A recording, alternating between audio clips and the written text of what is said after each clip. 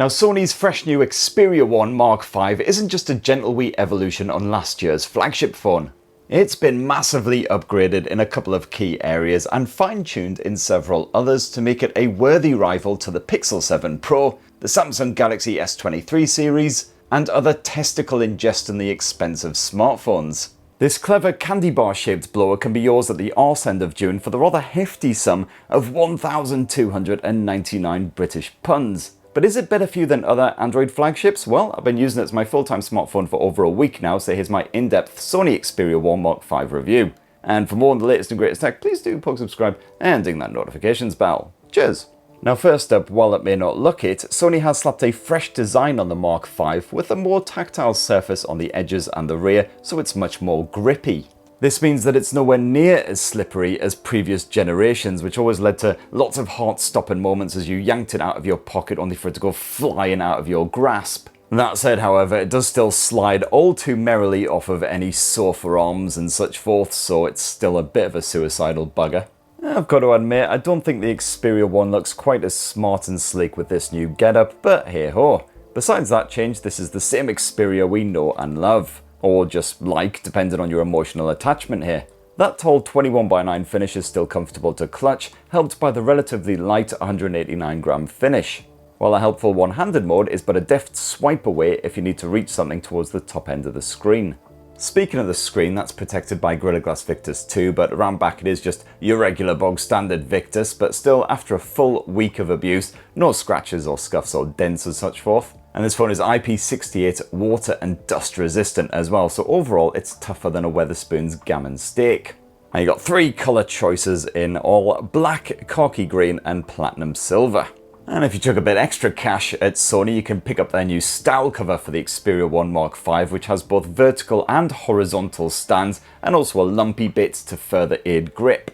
Now the Xperia 1 of course runs Android 13 with that usual bit of Sony flavouring. This phone comes with a couple of OS updates guaranteed and 3 years of security updates too, which ain't as good as many rivals sadly. The likes of Google, Samsung, OnePlus, etc. all offer stronger support. And I gotta say, my experience with the Xperia 1 Mark V thus far has been a wee bit janky. Kind of feels like this thing has been sneaking vodka tonics behind your back or something. But then it is a very early pre-release device with pre-release software, so it's kind of to be expected. So for example, while the auto brightness generally works pretty bloody well, occasionally the screen will just decide to stay super dim when you're outdoors in bright sunlight, and conversely, sometimes you're lying in bed in complete darkness and it'll decide to absolutely sear your retinas. And a couple of times a day I found that the screen responsiveness would be completely ass for no reason, usually straight after waking up for a good minute or two. Phantom screen taps seem to be the problem, so the Xperia 1 Mark V will just start doing random stuff. And the best course of action in these circumstances is just to immediately hibernate the phone again and wait for a minute or so before it inadvertently sends your nan your entire collection of super strength ultra legal hentai. However, fingers crossed Sony will sort out these little issues before the Xperia 1 Mark V actually goes on sale in a few weeks' time. As for the rest of the Sony software experience, or experience if you will, it's actually quite different from Android in many ways. All of the classic features that have long been baked into Xperia smartphones are still here, like good old SideSense, which makes multitasking a breeze. And creators are rather well catered for by Sony as usual. So for instance, video twats like me can use that gorgeous 4K screen as a camera monitor, just to check parsing levels, make sure the focus isn't balls, even take a bit of a backup recording. And if you like to belt out a tune or two, possibly with a bit of keyboard or guitar accompaniment, well, Music Pro will allow you to slap together a studio quality production in no time at all. Witness the fitness. I got a hangover, whoa, I've been drinking too much for sure. I got a hangover, whoa. The Xperia 1 Mark V is also ideal for split screen multitasking thanks to that stretched aspect ratio. And it's super easy to switch the top and bottom apps while you are multitasking.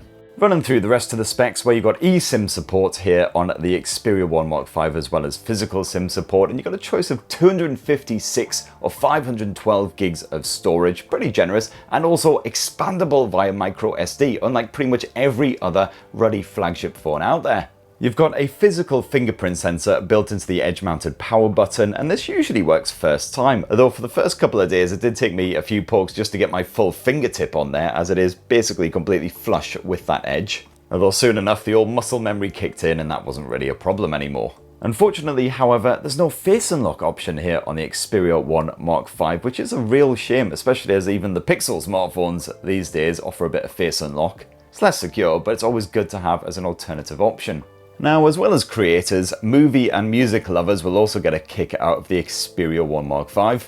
That razor-sharp 6.5-inch 4K OLED display is exactly the same panel that was slapped on last year's Mark IV, with the same cinematic 21:9 aspect ratio. This is perfect for enjoying a modern movie on the go or when you just can't be arsed to leave the comforts of your duvet, although anything with a more square composition will be compressed between massive black pillars. Now that 4K resolution is overkill for most applications that you'll end up using on this thing, but it is really good for picking out finer details when you're checking back your photos or reviewing your Ultra HD footage. The Xperia 1 supports Sony's usual creator mode shenanigans, which is certainly interesting for cinephiles who want to experience authentic visuals with supported flicks. No one else will give a buttered bollock about any of it, of course. All you need to know is that HDR10 video looks stunningly lifelike, even if the contrast isn't quite as strong on lower brightness levels. And also, that display isn't LTPO tech, unlike most other flagship smartphones in 2023, so the refresh rate can't just scale down when it's not needed in order to preserve battery life. And also, that 120Hz mode is switched off by default. You want to dive into the display settings to turn that on. But I do love how you've got AV shortcuts in that notifications bar when you're playing music, podcast, video, whatever, so you can swiftly switch up the audio and display settings. Speaking of that audio, the Xperia 1 Mark V rocks a pair of stereo speakers which are proper beefcakes. They pump out a good bit of loud, clear audio, supposedly with more bass than last year's model, although I don't have the Mark IV for comparison purposes. And as usual with Xperia smartphones, Sony has slapped on an actual headphone jack, something which most other flagship phones simply can't be arsed with. As for the Bluetooth 5.3 wireless streamer, no issues there whatsoever, streaming to speakers, headphones, whatever, even in quite busy environments, even at quite a range. You got all the usual Sony smarts on there as well, a bit of LDAC action, the digital sound enhancement engine if you're listening to crappy compressed tracks, plus a good bit of Dolby Atmos and high-res audio support. Now, while last year's Xperia 1 was an all-too-effective hand-warmer thanks to that Snapdragon 8 Gen 1 chipset, Qualcomm's fresher 8 Gen 2 is packed into the Mark V, backed by 12 gigs of RAM, and this keeps things considerably cooler.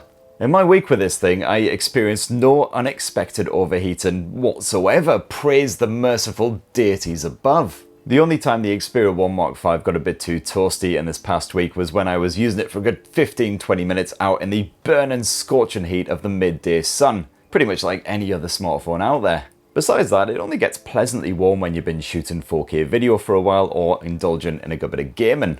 And speaking of gaming, well, as you would hope from a Snapdragon 8 Gen 2 blower, the Xperia 1 Mark V does not struggle with even the most selfishly memory-guzzling Android titles. You can expect a smooth and satisfying experience no matter what you're up to, with support for 120 frames per second action on the likes of Call of Duty Mobile. And yes, this slender wee beastie doesn't stumble when you boost those Genshin Impact graphics settings to the highest point. Sony's Game Enhancer tool has been enhanced itself with some spangly new features, so now you can monitor performance, temperature, etc. while you're gaming, and also easily snap a screenshot by poking the shutter button, as well as recording the action like so. All of the usual features, including some decent live streaming support, screen sensitivity adjustment, notifications, blocking, contrast tweaking, etc, are all present and correct. It's definitely hands down one of the best smartphone gaming modes out there right now, giving you a serious edge over the competition. Or in my case, allowing me to live for an extra couple of seconds before some 12-year-old cockle blows my brains out. As for the battery life, well, no real issues there. The Sony Xperia 1 Mark V is once again a 5000 mAh mega bastard.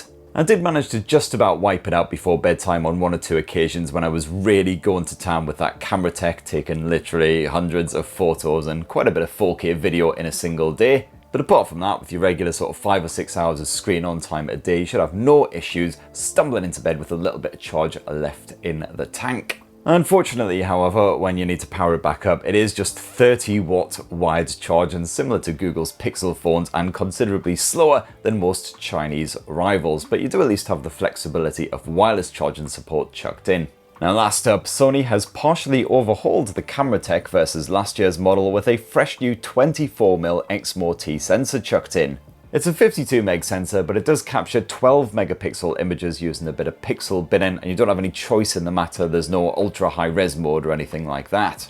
Now when you first boot up Sony's Photo Pro app, this is what you're presented with, and it can certainly look a bit daunting if you're more used to a Samsung phone or an iPhone, for instance. But here in the basic mode, you've basically got a point and shoot style setup with a few extra features chucked in if you want them. Right here you can swap between all of the different sensors. You can tweak the brightness and the contrast levels. You've also got a bokeh option. You can turn on the burst mode with a quick tap of this icon here. You've also got a variety of filters to choose from, a small variety, 6 in total. You could also toggle the night mode, turn on the flash, and change up the aspect ratio. In Photo Pro, you can now also quickly and easily shoot some video, and Sony has also chucked in a new product showcase mode for video twats such as myself. They like to show off phones and various other items in their videos so it won't just focus on their face full time. If you want to do more than simply point and shoot, well, you've got a variety of DSLR style modes. You can swap into the auto mode. This basically operates similar to the basic mode except with more of a DSLR style setup. However, the Xperia will still handle all of the tweaking of the controls and everything on your behalf, so it is still a case of point and shoot using that shutter button if you are holding it landscape mode. If you want a bit more control over your shot, well, just stick it into program auto mode and you can then piddle about with the EV levels and also the ISO levels, mess around with the white balance, etc. You've also got your shutter speed priority mode if you want to capture an action snap or get a really funky low light shot. And last up, a good bit of manual exposure. Now the Xperia 1 Mark V's autofocus is enhanced with upgraded Clever Clog's AI algorithms to help keep your subject sharp even if they're bloody miles away, while AI is also used to calculate the white balance and adjust the exposure. And the great news is, for the most part, it works pretty chuffing well. If you just want to point and shoot and ignore the deep manual controls, well, the Mark V is good enough to pump out balanced, detailed stills that can be instantly shared. Don't expect this phone to make it like the Galaxy S23, however, and spruce up your pics with warmer tones to make food look more appetizing and flowers more flowery or anything like that. What you will get though is natural colour reproduction, so vivid subjects will often shine. Crazy contrast usually isn't a problem either. The Xperia 1 Mark V can't quite capture stunning bright blue skies as well as our pixels say, as the dynamic range isn't quite as strong, but very few of my snaps looked like the colours had been bleached. Between the excellent face and eye autofocus and that burst shutter feature, capturing an action shot of your kids or your pets cocking about is pleasingly simple. The autofocus is, as always, a ruddy marvel, ignoring foliage and other matter which would trip up lesser devices. Plus, adding a gorgeous bokeh style blur is as easy as 2 quick taps as I previously showed, complete with a slider to max out or calm down the effect. Now the Xperia 1 Mark V's fresh new Exmor-T sensor is apparently 1.7 times larger than last year's flagship phone, so it should be significantly better for the low light shooting. And certainly in ambient lighting you'll get pin sharp photos and the picture quality doesn't get grainy until true darkness descends. But in auto mode, Sony's blower isn't quite as impressive as the Galaxy S23 Ultra or the Xiaomi 13 Ultra for night photography. But then that is where those pro controls come in, allowing you to mess around with the EV levels and also the shutter speed if you want some psychedelic results. And the Xperia 1 Mark V also sports a pair of 12 megapixel sensors. First up is a 16mm Exmor RS ultra-wide angle snapper, which is fine, but not as consistent as that primary sensor for colour capture. You'll get some pretty awesome scenery shots, it's definitely a useful one for those pouncing about being a tourist moments, but it's nothing special. And last up is a variable 85 to 125mm Exmor RS telephoto shooter, and this allows you to zoom in up to 15.6 times in total. It's certainly no space zoom, and even at that limited maximum range you'll still get quite fuzzy results, while the telephoto shooter also struggles a bit in quite bright light, as well as softer light when you're indoors or in the evening time. So overall, the extra options outside of that spangly new Exmor-T sensor are a bit of a letdown compared with, for instance, the Pixel 7 Pro, the Samsung Galaxy S23 Ultra, etc. The Cinema Pro app acts exactly as before. You've got full control over the focus, which sensor you're using, and all the various other settings as well. Video maxes out at 4K resolution as usual. There's no 8K option here, but you could once again shoot Ultra HD footage at up to 120 frames per second with all three lenses for impressive flexibility. Bearing in mind that colors and detail levels can take a bit of a hit when you're swapping outside of that main sensor. Focus is usually excellent unless there are many faces in shot, in which case the Xperia can get a bit confused unless you specifically tap to target one subject. Understandable enough.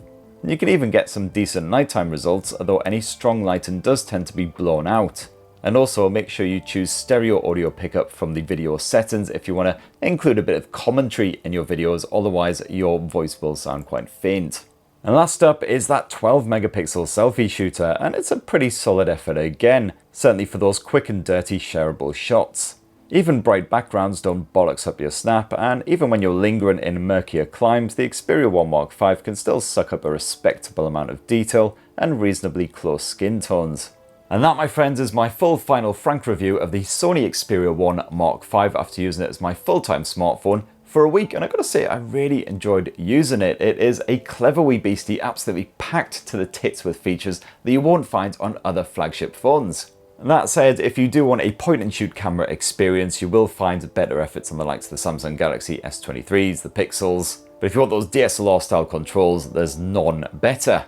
And while you do get the likes of a headphone jack, micro SD, memory card expandability, etc., you are missing a few key flagship features like the LTPO display. But overall, the Xperia 1 Mark V is a unique device, especially if you're a creator. There's lots to love in here. And there's no denying it is a big step up, a huge improvement over last year's model. And that's what I think anyway. What do you guys reckon of the Sony Xperia 1 Mark V? As I say, going on sale in Blighty at the end of June for well over £1,000. Please do smash your comments down below, subscribe, ding that notifications bell, and have yourselves a bloody wonderful rest of the week. Cheers everyone.